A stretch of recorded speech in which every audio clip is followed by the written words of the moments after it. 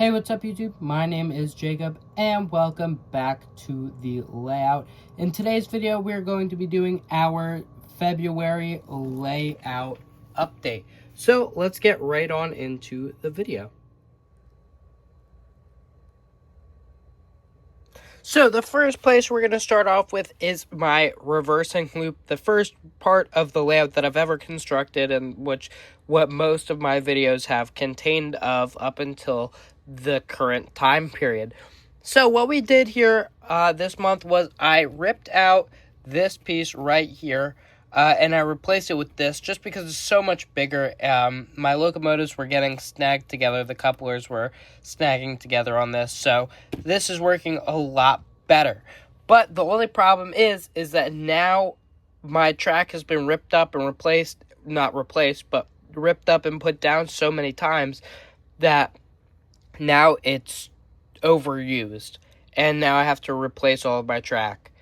Because it just is not working the way it needs to work. And so I'm just going to replace these pieces of track there, and, just get it replaced, get it fixed up. That's going to be for the March update.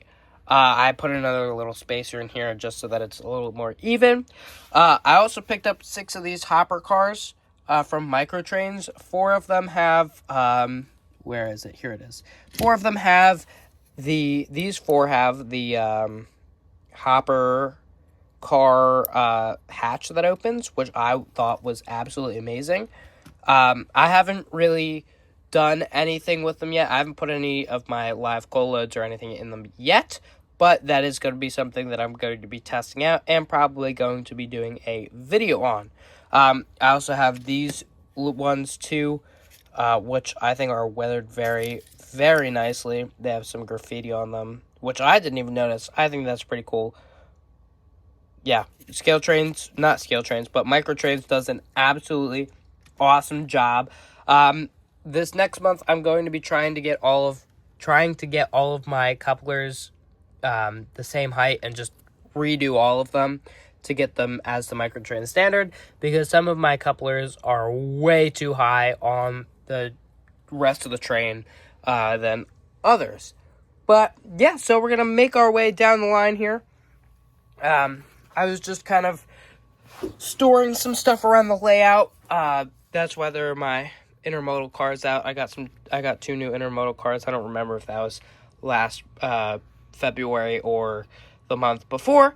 But we're going to make our way over to the part where I have the most work done, which is my whole museum and even the sawmill here. So the first place we're going to focus on is this. I finally got it all painted, all sanded. It looks really nice. There's a couple little spots here that I might have to touch up with some plaster. But if I plug everything in and turn everything on, everything is pretty much lit. This is an old Bachmann fuel tank that has light in it, so I got that, and I decided to put that in there. I got that for Christmas, so I hooked it all up. You can see that there's a light in there. Don't know if I'm going to put a light in here yet. I probably will, but not 100% convinced, but there will be more lights, and everything will be a little bit more lit up later on down the line. What I also did was I put in lights here.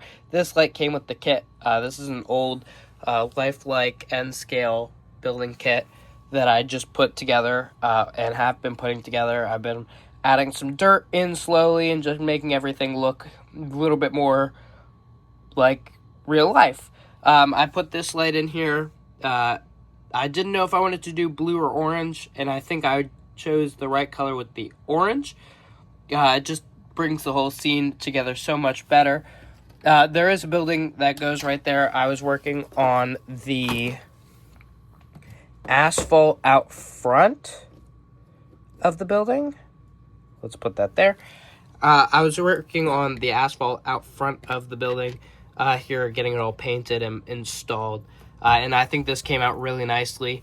All I'm using is the Vallejo asphalt texture, which is absolutely amazing. If you want to get into like the deeper portions of the hobby, I 100% recommend it. I'm going to be doing a video on it very soon.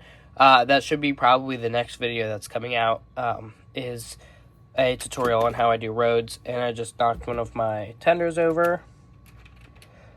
But yeah, everything is working very nicely. I've been like on a weird cleaning stint. I went to a train show.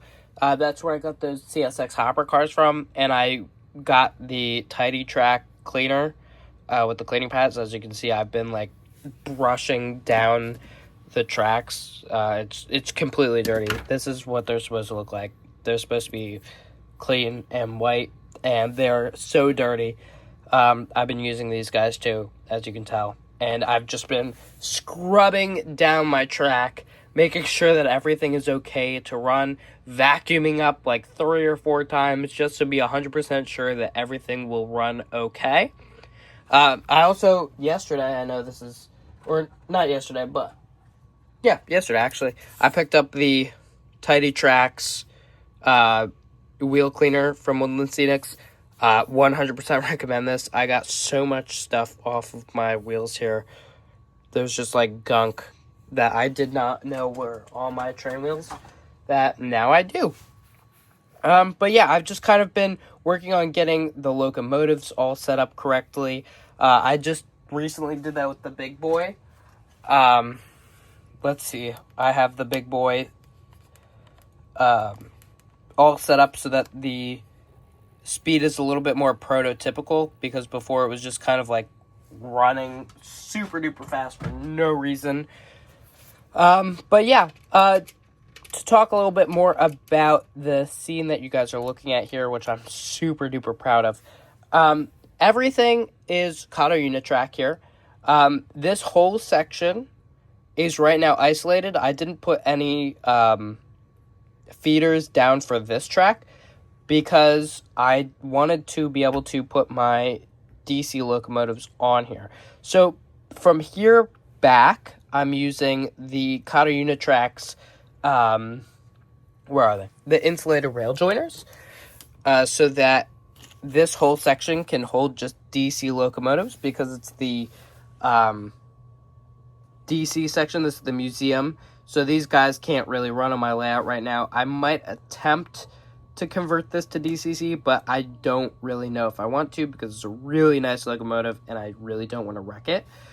This guy is waiting to be DCC equipped, but right now I am just leaving it here just to get it on the tracks and make it look nice. But yeah, so right now this area is also isolated because I don't have the switch flipped. And I didn't put any feeders there just because if I have too much stuff here, I can isolate this and put my DC locomotives on there. There's also none of these tracks have feeders in them, and that's for the same reason. If I want to have a DC locomotive on my tracks, I don't have to turn my whole track off. I can isolate one of the sections, and I can just hold them there for the time being. Another thing that you guys might have noticed is that this car, at least that car, was lit. Let's see if I can get it back on. I have to re-clean that track again. But right now, this whole section is hooked up to a AC power supply. The same power supply that these lights are hooked up to. Not that one, but the fluorescent lights are hooked up to, and this little guy in there are hooked up to. Just because I kind of wanted it to be separate from the track power.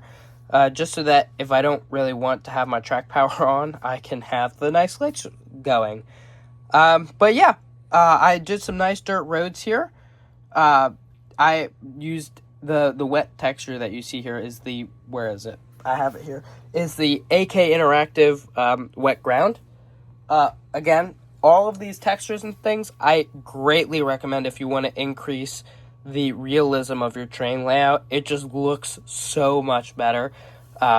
Just having like the textures, and it just brings out realism in everything. So I greatly recommend these things. I'm going to be doing a whole deep dive into textures in one of my videos. And yeah, another thing that I picked up was this static grass applicator. I know it's not really a static grass applicator. It's kind of a grass shaker.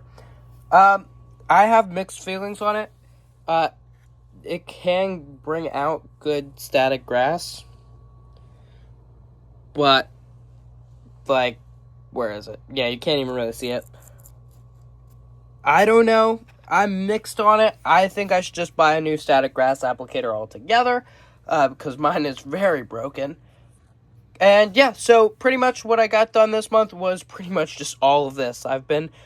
Had dove straight first into all of my museum. I really was excited about putting this together, and it's really coming along really nicely. I'm really happy with how it's coming along. Everything else is being worked on still.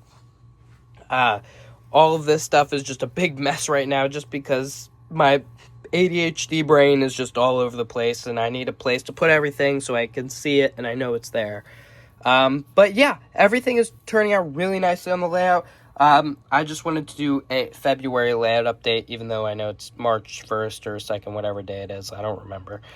But yeah, so I hope to see you guys in the next video, and I will, see you in the next one. So, happy model railroading.